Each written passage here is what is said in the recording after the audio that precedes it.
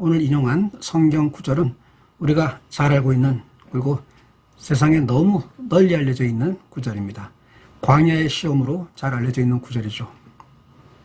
그렇게 잘 알려진 만큼 이거에 대한 어떤 자료들, 그리고 특히나 아마 강단에서 설교하는 목사치고 이 주제로, 이 제목으로 설교하지 않은 사람은 없을 겁니다.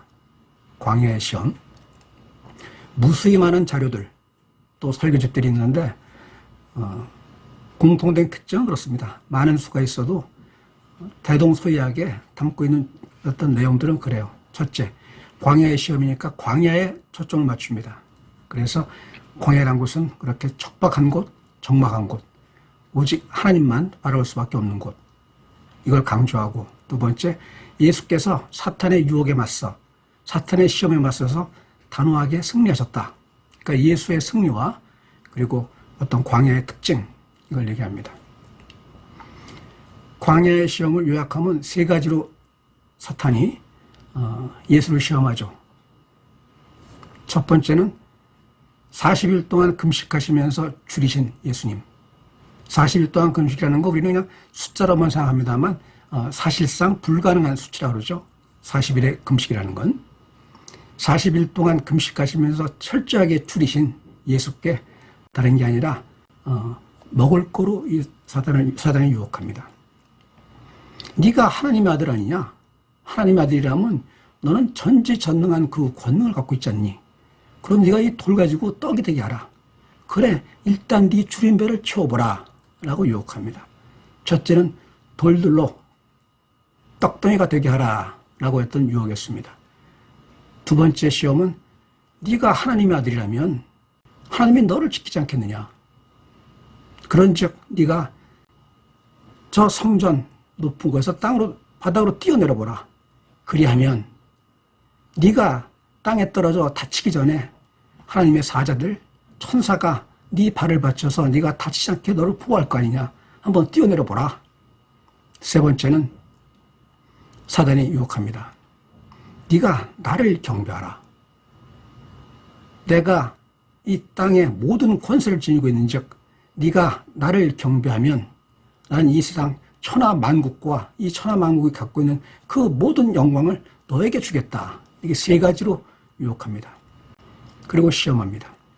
세 가지 시험에 대해서 이제 많은 분류 작업이 있죠. 첫 번째, 이 돌들로 떡덩이가 되게 하라. 이 말씀은 다른 게 아니라 육신의 어떤 시험, 유혹을 통한 육적인 시험이었다.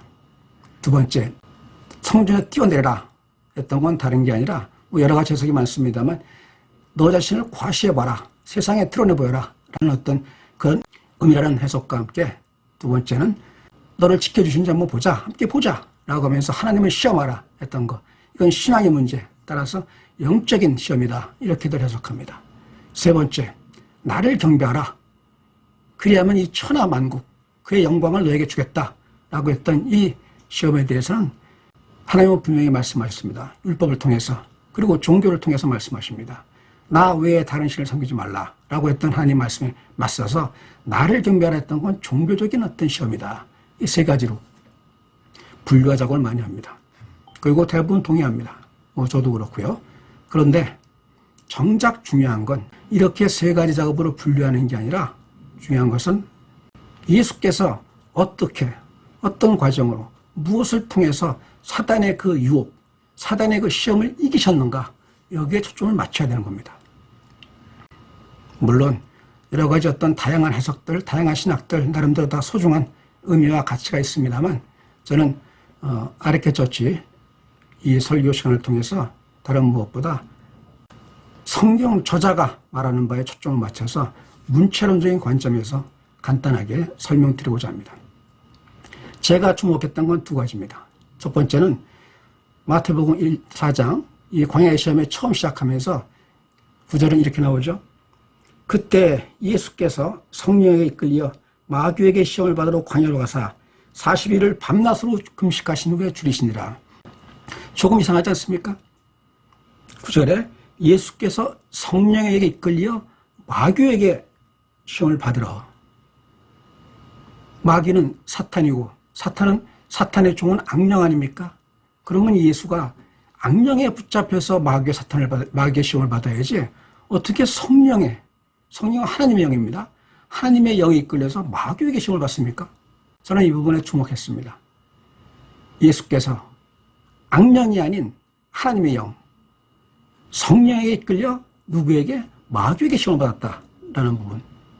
주목했던 이유는 다른 게 아니라 예수님, 하나님의 아들이신 예수님, 하나님의 독생자이신 예수님뿐만 아니라 우리 신앙인들, 하나님의 자녀요, 하나님의 백성인 우리에게도 똑같이 시험이 있다. 유혹이 있다.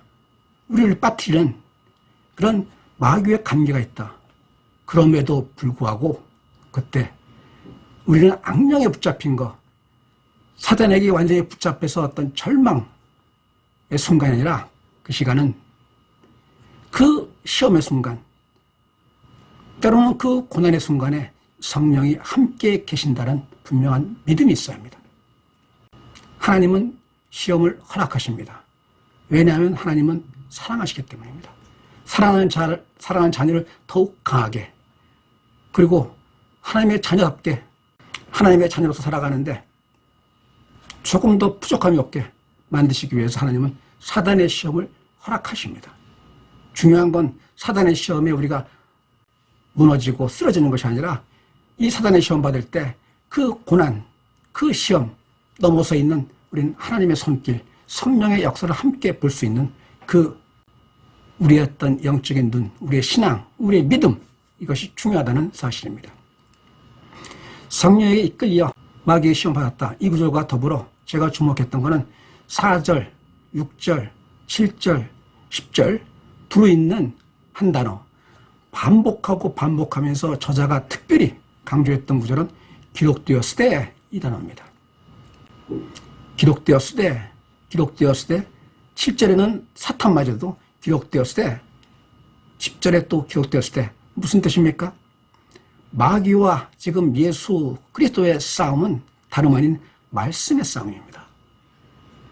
말씀의 싸움입니다. 기록되었으되라는 말은 지금 구약 성경에 기록된 하나님의 말씀을 말하는 거예요. 그래 계속 지금 사단이 예수 그리스도를 시험할 때 계속 성경 말씀을 인용해서 하나님의 말씀이 그렇지 않냐 라고 하면서 예수를 유혹합니다. 시험에 빠뜨립니다. 그때 예수께서는 단 한 번도 예외 없이 기록되었으되 4절, 6절 기록되었으되 10절 기록되었으되 하면서 하나님의 말씀으로 물리칩니다. 4절에 돌들로 떡덩이가 되게 하라. 그래서 네가 40일 동안 줄인 네 배를 채워봐라. 그것이 우선이 아니겠느냐. 네가 하나님 아들이라면 능히 할 수 있느냐 아니라 하느니라 아니냐 라고 할 때 예수께서 말씀하십니다. 하나님 말씀하신 바 사람은 떡으로만 사는 게 아니라 하나님의 말씀으로 산다 라고 물리칩니다.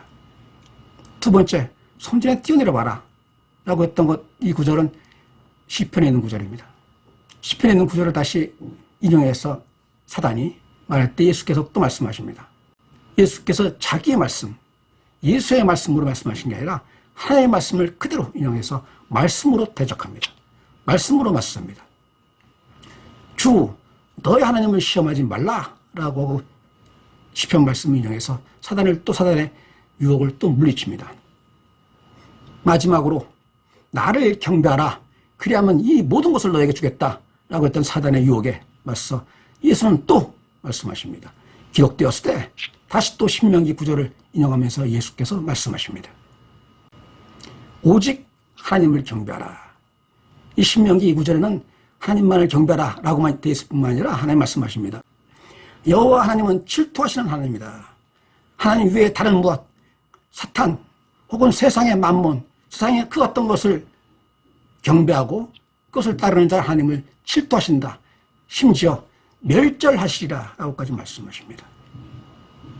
무서운 그리고 준엄한 구절입니다. 준엄한 말씀입니다.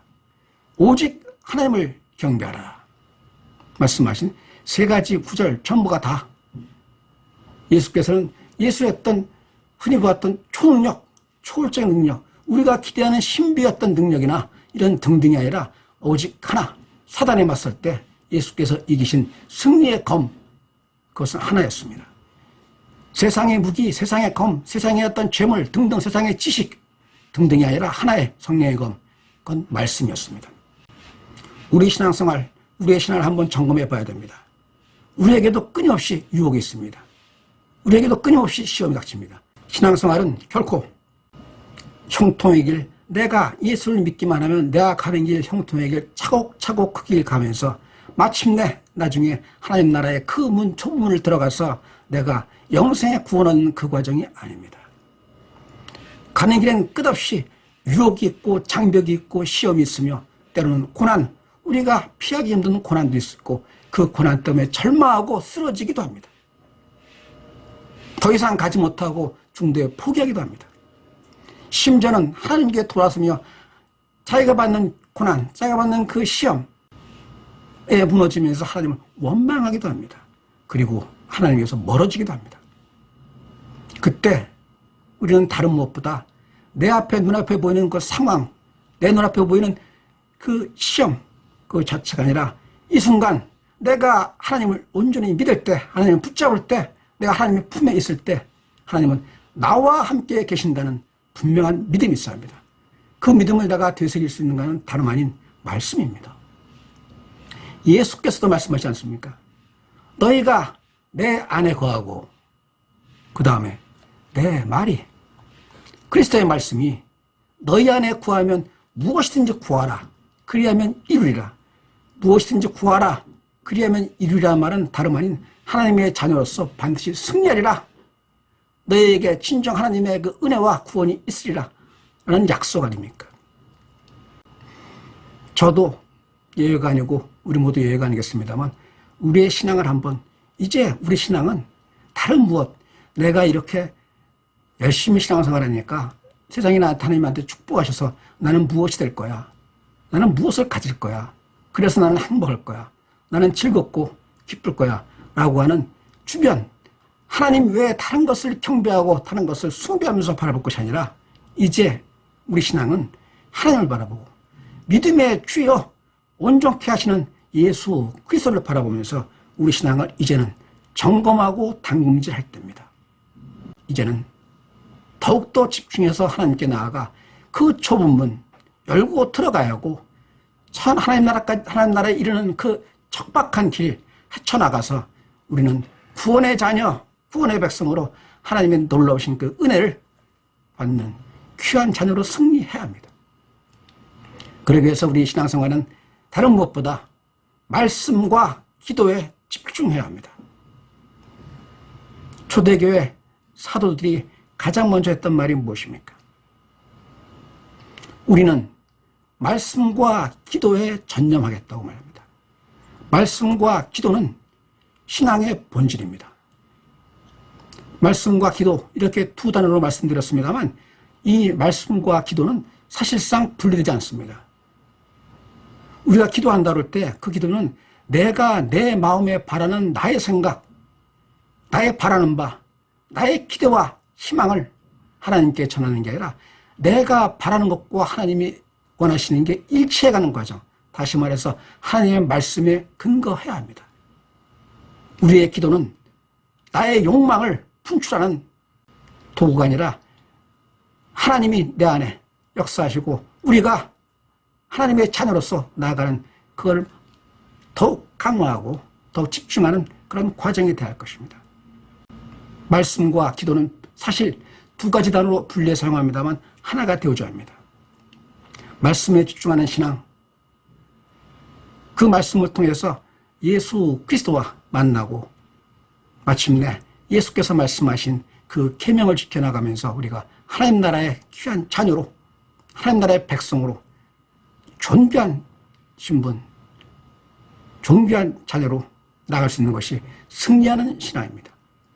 저는 이것이 진정한 교회 개혁이며 예수께서 말씀하신 성경적인 교회로서 예수교회의 진정한 회복이며 이것이 신앙의 본질이고 우리가 승리하는 신앙이라고 확신하고 있습니다. 우리 모두 말씀과 기도에 집중하면서 우리 신앙을 점검하고 다지고 강화하면서 하나님께 한 걸음 한 걸음 나가는 귀한 은혜 누리시는 아르케 처치 성도 되시기 바랍니다. 마치겠습니다.